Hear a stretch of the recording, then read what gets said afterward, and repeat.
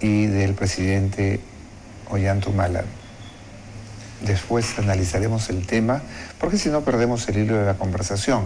Estabas, Pedro, sí, examinando el tema de la consulta previa y decías que este es un tema sumamente importante porque hay intereses políticos escondidos detrás de este asunto. Voy a explicar claro, mejor.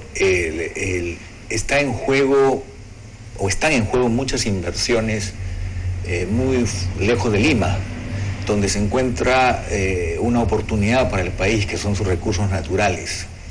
Hay que asumir el reto de aprovechar el hecho de que el Perú tiene un potencial minero y nunca va a poder dejarlo de lado. Hay países como Noruega, por ejemplo, que tiene una importante riqueza petrolera, que no obstante ser un país desarrollado, no es que ha dejado de producir petróleo, lo está haciendo, y con estos recursos ha hecho un gran fondo para construcción de capacidades, para ayudar a la educación de su gente y para promover energías limpias, energías renovables.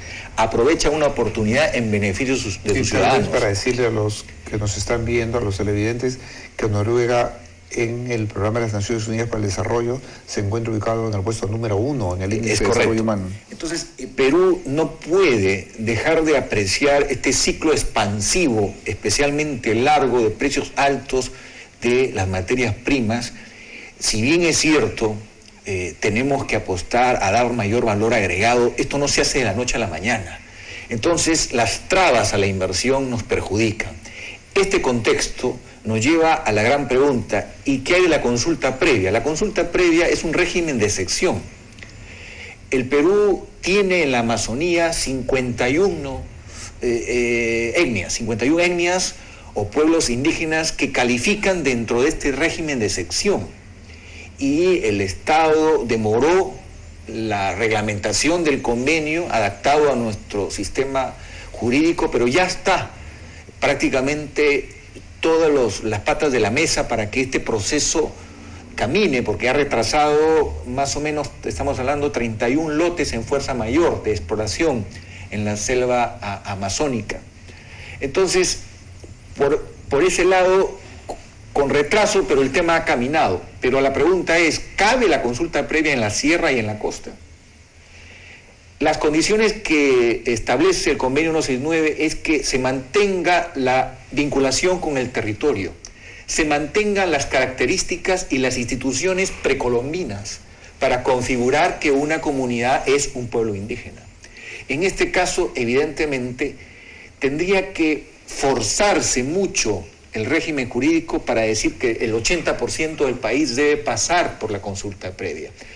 Entonces, ¿cuál es la solución? La solución es llenar este vacío y esta lectura quizás sesgada del concepto de consulta previa, mejorando la norma de participación ciudadana que existe en el Perú, que significa que la población que está en la zona de influencia de un proyecto de inversión relevante tenga una adecuada información, tenga una adecuada indemnización si se afecta sus terrenos de cultivo, tenga posibilidades de generar emprendimientos como los que el expresidente Clinton ha venido a promover en el Cusco, es decir, generar oportunidades para que la presencia de un importante proyecto conlleve mejores condiciones de vida, pero haciendo que la gente se valga por sí misma, que aprenda del potencial de su área, que desarrolle sus ventajas en relación a su propia región y en relación al país.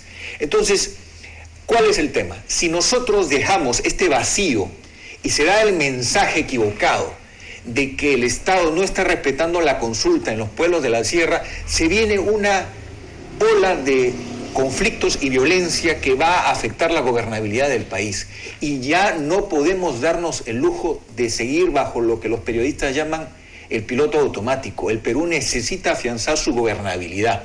Entonces, el planteamiento es: analicemos las reglas de juego de la consulta previa y démonos cuenta, o tomemos en conciencia, que lo que falta en el Perú es mejorar la norma de participación ciudadana. Porque si aplicamos la consulta previa a todo el país, ¿cuál es el escenario? El escenario es que existe una interpretación sesgada y equivocada de la consulta previa que lleva en la práctica, a ejercer un derecho de veto y en el fondo a poner en cuestión la decisión soberana del Estado y de sus órganos de gobierno de decir cuándo debo de priorizar una actividad que para el país es importante porque depende los ingresos para salud pública, para seguridad, para educación. Entonces, si vamos a hacer un asambleísmo al extremo de llevar todas las consultas por cualquier decisión que tome el Congreso, que tome el Poder Ejecutivo legítimamente elegido, de acuerdo a la Constitución, en la sierra, en la costa y en todo el territorio nacional, en la práctica estamos afectando la gobernabilidad. Y no olvidemos que somos un país que tiene 80.000 millones de dólares de déficit de infraestructura. ¿Qué cosa es el déficit de infraestructura? No hay las carreteras, no existe la generación, transmisión de energía, no existen las comunicaciones en muchos lugares del país. Entonces hay que solucionar ese problema, pero no lo vamos a solucionar creando más complicaciones. Otro aspecto: cuando inicias un proyecto en materia de energía o en materia de minería, ya existe un proceso de consulta porque tienes que llegar a acuerdo con las comunidades, hay normas ambientales, está el estudio de impacto ambiental. Entonces tampoco hay una claridad cuántas consultas van a haber. Va a haber consulta previa, va a haber consulta ambiental, encima hay una regulación que establece que hay necesidad de acuerdo cuando hay titularidad sobre el terreno superficial. El Estado tiene que racionalizar, hacer simple, transparente y viable estas instituciones, porque el diálogo es importante. La alianza estratégica comunidad-empresa con el rol veedor y transparente del Estado es importante. Australia nos da una lección, Canadá nos da una lección, Noruega nos da una lección, pero el Perú no puede parar. Y este es el tema de fondo. La consulta previa, ante el vacío de un mensaje claro, con decisiones concretas que le diga a los ciudadanos de la sierra y de la costa, hay mecanismos de participación y el Estado va a garantizar que los acuerdos se cumplan, que haya indemnizaciones, que haya todo un conjunto de acciones que la población se dé cuenta que es diferente estar con la inversión que la situación anterior. Y otro tema también importante: borrar de la conciencia colectiva del poblador del campo, del poblador andino sobre todo, los pasivos.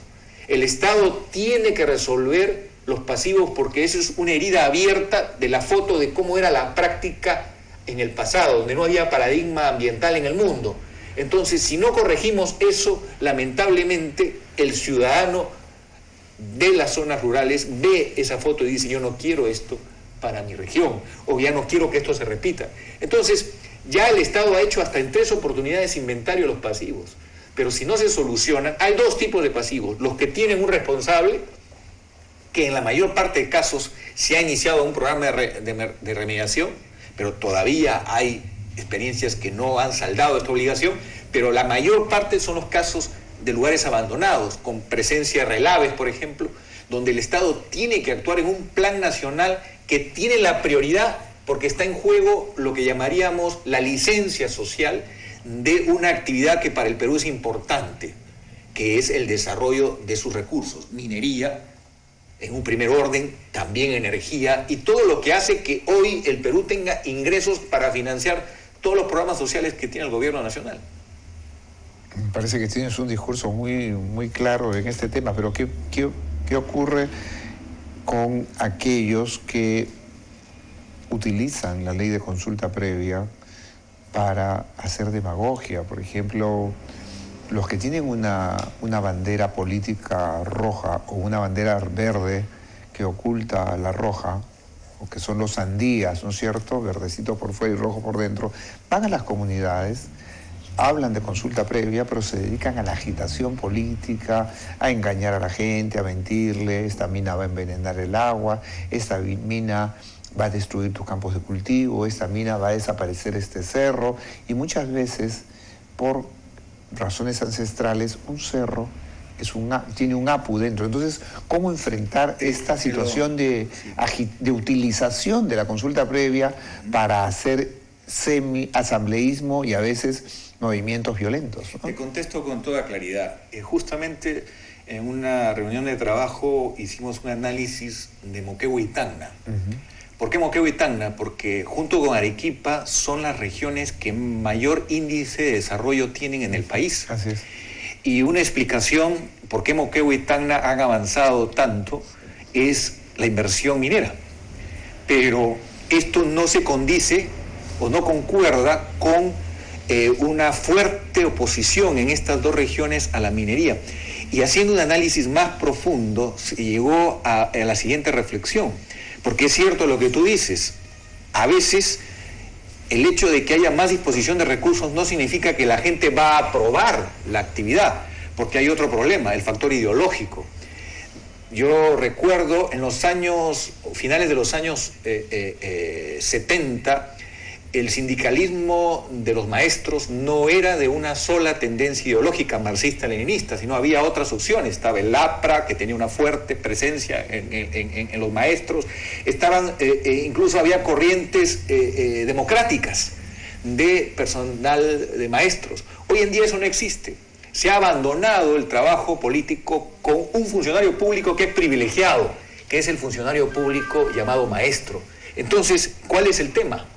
El tema es, tenemos que recuperar, reconquistar esta importantísima función pública que es la docencia. ¿Por qué? Porque no obstante que haya disposición de recursos, sí tenemos un sector muy radicalizado y con una ideología cuestionadora. A pesar de que haya disposición de recursos, esos recursos se van en una visión y una orientación que no necesariamente es acorde con el mundo globalizado cuando ya el muro de Berlín ha caído. Y creo que este es un problema esencial. Y te doy el ejemplo, y aquí termino con mi argumentación. Sí. Arequipa, tu tierra, ha logrado que la minería financie obras fundamentales como el agua y ahora el manejo de residuos, y eso hace que la población, en mayoría, apoye el desarrollo de actividades mineras. Entonces, siempre y cuando, evidentemente, esta alianza se afiance, que es diferente a la realidad de Cajamarca.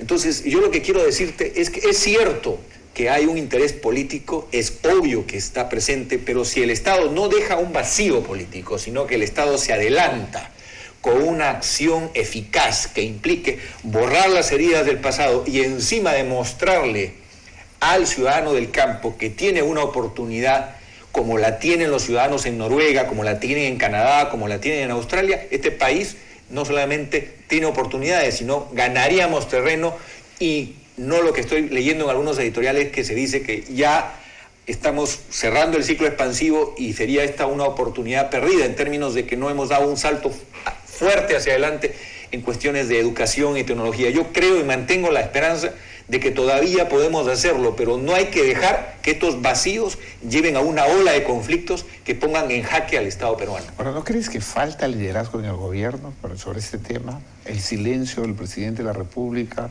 Yo creo que falta liderazgo en el conjunto de la sociedad peruana.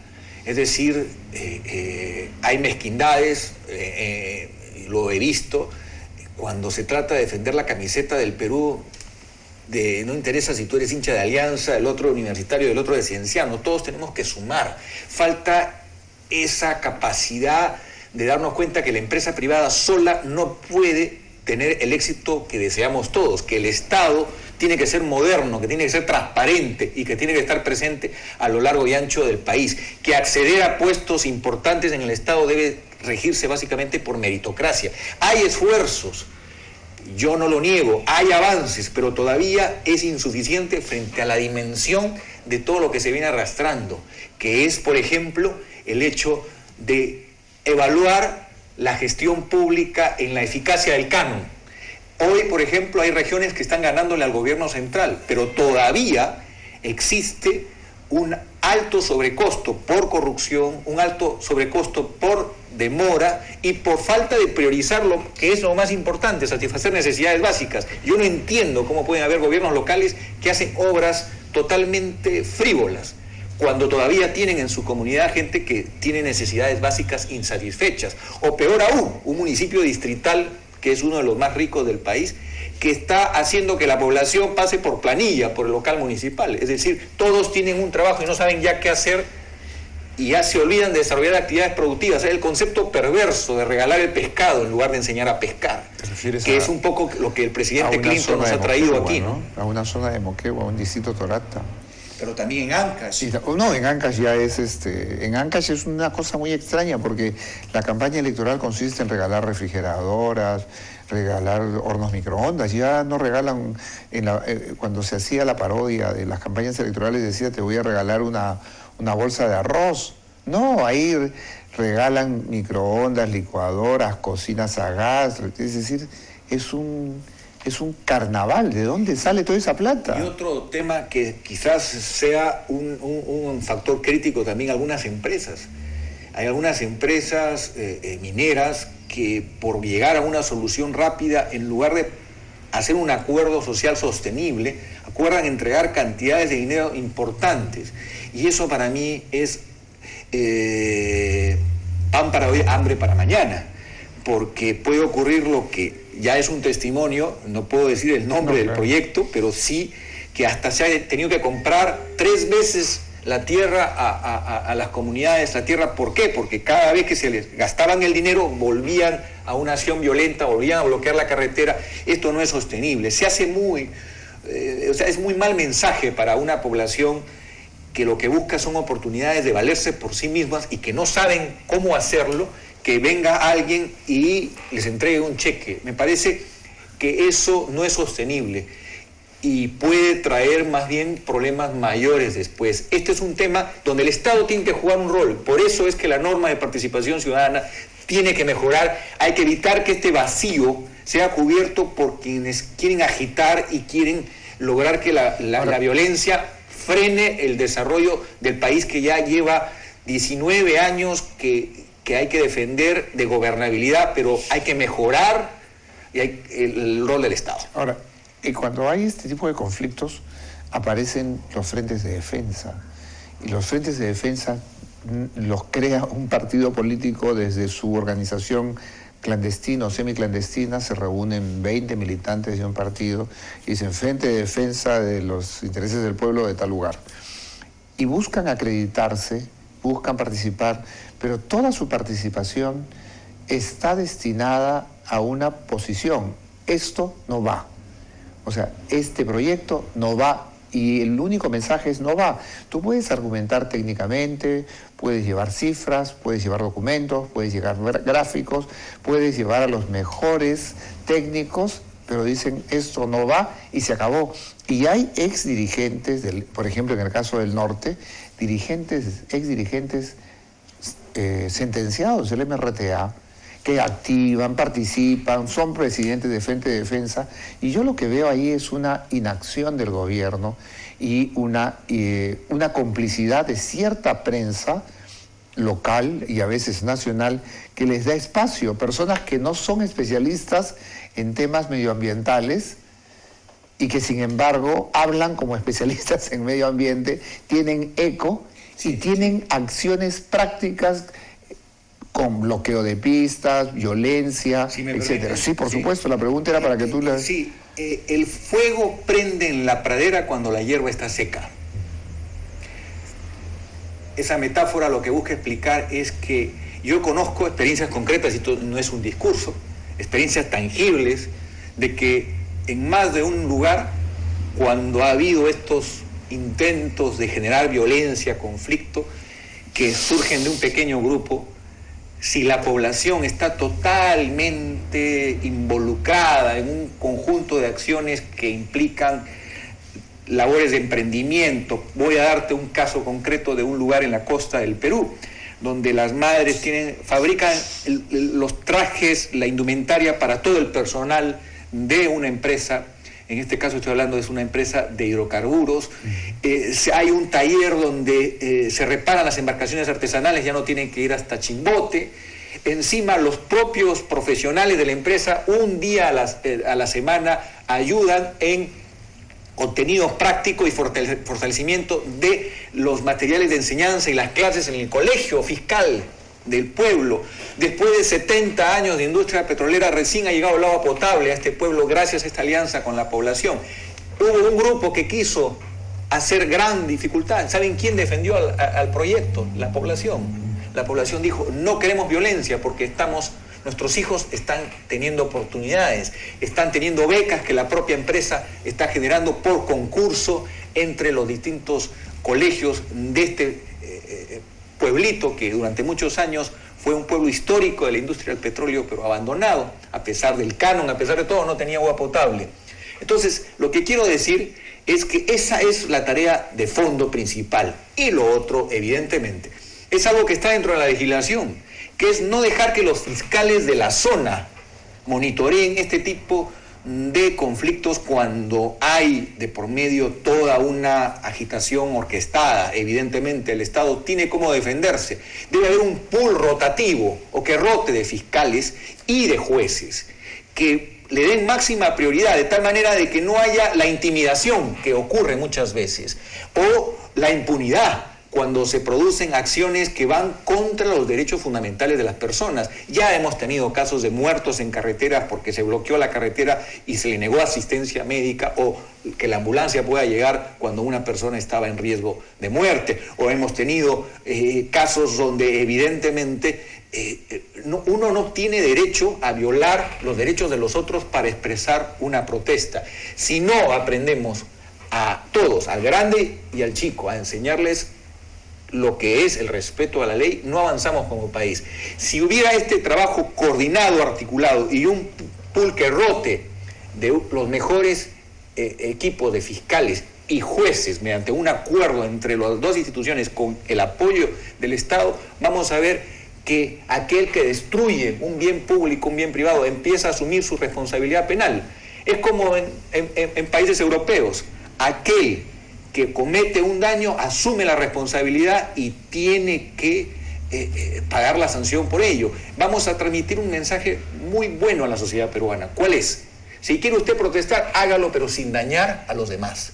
Hágalo, pero respetando derechos fundamentales. Y esa es una labor de un Estado moderno, de un Estado que en la práctica haga que la ley escrita en blanco y negro funcione. Ahora, tú y yo hemos examinado aquí en unas reuniones el caso de Cañaris.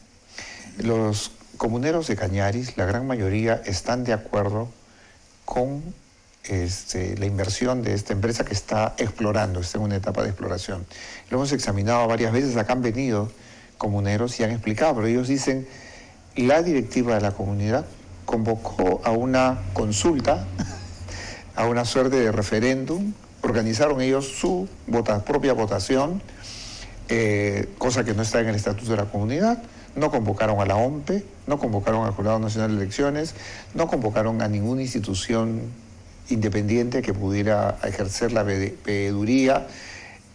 Y ellos hicieron su propia elección, su propio referéndum, votaron y no levantaron un acta, nadie ha visto un acta, dijeron hay tantos votos a favor, tantos votos en contra, el proyecto está rechazado. Ese tipo de consulta que no esté en la Constitución, que no esté en las leyes, que ni siquiera esté en el Estatuto de las Comunidades Campesinas, se viene aplicando. Hace poco hay un alcalde que ha querido hacer lo mismo en Tacna, organizó mesas, etc. Ese tipo de acción, sin embargo, está en la mesa de desarrollo, está como un tema, y nadie dice esto no es legal, eso es ilegal, esto ni siquiera puede ser, te estoy haciendo la pregunta, esto ni siquiera puede ser discutido. ¿Por qué se permite que esa ilegalidad se mantenga como una política, se difunda y que una cierta prensa diga, no, si ya los comuneros votaron y no quieren? Es de nuevo el mismo problema. Tú has sido un dirigente importante de un club de fútbol importante del país, sabes lo que significa no presentarse a jugar en la cancha, es decir, el vacío. Aquí el Estado está ausente, y el estar ausente, una oportunidad para una provincia de las más pobres del departamento de Lambayeque puede terminar siendo una frustración. ¿Qué hay que hacer? El ejemplo lo tenemos en Espinar. Un ministro asumió la responsabilidad, el ministro del Ambiente, y está sacando adelante con dificultades, con 1000 problemas, pero la gobernabilidad. Yo puedo tener coincidencias o opiniones diferentes sobre cualquier aspecto, pero esa es la labor del Estado. ¿Qué es lo que se tiene que hacer en Cañaris? Lo mismo. Un país como el Perú necesita una acción de gobierno proactivo. Cuando se dan estos lugares, por ejemplo, ¿cuánta gente con el DNI que no tiene nada que ver con esta provincia se ha ido a agitar a esta zona? De Cajamarca, ¿no? Exacto. Entonces, eso es evidentemente un objetivo político donde la manipulación ha sido muy grande. Entonces, el Estado tiene, con todo derecho, la facultad de decir qué ministro del Consejo asume la responsabilidad de sacar adelante la gobernabilidad a partir de diálogos concretos que hagan que esa población tenga una atención que antes no tuvo, pero que logre que evidentemente el signo de mensaje positivo y proactivo sea entendido por la población. No, estamos viendo que el vacío hace que de un tiempo más adelante estemos hablando, como hablamos de Tambo Grande en Piura, que es una realidad dual. Se votó a la empresa, se llegó a violencias, a muertes, la cosa llegó a niveles dramáticos, pero hoy se está contaminando como nunca antes. Piura se está llegando, incluso estamos hablando de metales pesados en agua que llega a las principales ciudades de la región. ¿Por qué? Porque se ha masificado la minería informal. Y todos esos que apoyaron, ¿no? Y todos esos que apoyaron, porque acá desde Lima hubo una agencia de publicidad toronja, rosaditos, izquierdistas, muy simpáticos, entre comillas, y que ya no vas a comer ceviche, con la minera se va a envenenar todo. Esos han pasado libremente, impunemente del daño que han hecho en Piura. Es decir, hay mucha gente que promueve todo esto desde su escritorio, desde su agencia de publicidad, promueve estas políticas antimineras y promueven incluso la acción de esta minería ilegal, luego se retiran, el daño se hace y nadie asume su responsabilidad. Ahora, hay otro tema que un poco también completa la exposición de ideas que hemos, dentro de lo limitado del espacio, que es el tema del ordenamiento territorial. Se está haciendo el ordenamiento territorial un manejo equivocado. El ordenamiento territorial debe ser una prerrogativa técnica y que el gobierno central debe conducir para que si hay una zona, por ejemplo, las ciudades, no puede haber actividad minera en una ciudad. Eso es, tendría que haber razones. Yo sé que en París, por ejemplo, hay pozos petroleros, pero a un costo altísimo, porque son tan rígidas y rigurosas las normas ambientales que ya no es económico hacerlo. Entonces ese es el mensaje que ha dado el Estado francés, decirle, allí no es posible extraer petróleo. Pero lo que quiero decir es que el ordenamiento territorial, llevado técnicamente, debe hacer que el Perú tenga encuentre una solución a este problema de barreras que hacen que proyectos importantes no estén caminando. Muy bien, estuvo Pedro Gamio, exministro de Energía y Minas, con nosotros, y ahora nos vamos a otro tema que no tiene nada que ver, 100% fitness, para nuestros amigos que están al otro lado de esta pantalla.